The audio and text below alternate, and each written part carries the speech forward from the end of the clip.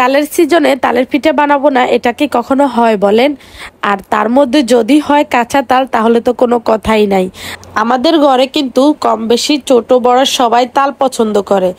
যাই হোক, আসসালামু আলাইকুম এভরিওয়ান, কেমন আছেন সবাই? আশা করি অনেক বেশি ভালো আছেন। আমি আজকে তালের পিঠা বানানোর জন্য প্রথমে একটা নারিকেল ভেঙে নিলাম, তারপরে নারিকেল কুচি করে নিলাম এবং পরিমাণ মতো চাউলের গুঁড়ো এবং ময়দা গুঁড়ো দিয়ে লবণ চিনি এগুলো দিয়ে ভালোভাবে মিক্স করে নিব হাত দিয়ে।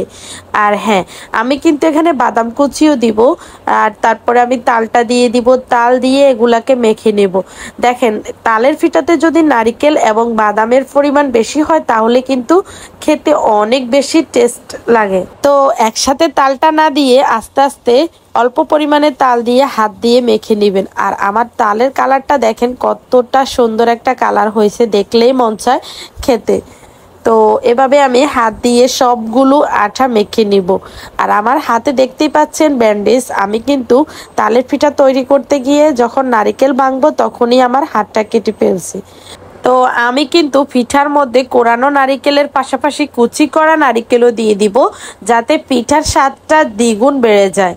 এভাবে আমি হাত দিয়ে পিঠার আঠাগুলো মেখে রেস্টে রেখে দিব প্রায় 30 মিনিটের মতো। তো 30 মিনিট পর আমি ফিরে এলাম। আমার আঠাটা দেখতে কিরকম হয়েছে দেখতেছি, পারফেক্ট একটা আঠা হয়েছে। আমি এখন চুলায় একটা পাতিল বসিয়ে দিব এবং চুলায় হিটটা দিয়ে দিব। এখন পাতিলে তেলটা দিয়ে দিব। তেলটা একটু হালকা হিট হয়ে আসলে আমি এক এক করে হাতের সাহায্যে সবগুলো পিঠা দিয়ে দিব। আর হাতের সাহায্যে দিলে পিঠাটা গোল আকারে আসবে, এই কারণে হাতের সাহায্যে দিতে ট্রাই করবেন।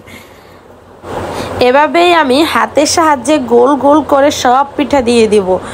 আর চুলার আঁচটা মাঝামাঝি হিটেই রাখবো, তাহলে আমার পিঠাটা পারফেক্টভাবে ভাজা হবে। তো তাল দিয়ে কিন্তু অনেক আইটেমের পিঠা তৈরি করা হয়। আমার কাছে সবচাইতে সহজ পদ্ধতিতে তালের পিঠা এটাই পারফেক্ট মনে হয়।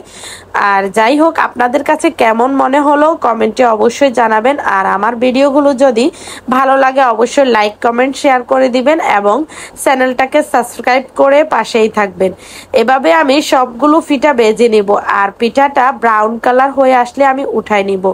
দেখতেই পাচ্ছেন আমার পিঠাগুলো হয়ে আসছে, আমি এখন উঠাই ফেলছি। একটা পিঠা ভেঙে আপনাদেরকে দেখিয়ে দিব কেমন হয়েছে। তো আজকের ভিডিওটা এই পর্যন্তই। আল্লাহ হাফেজ।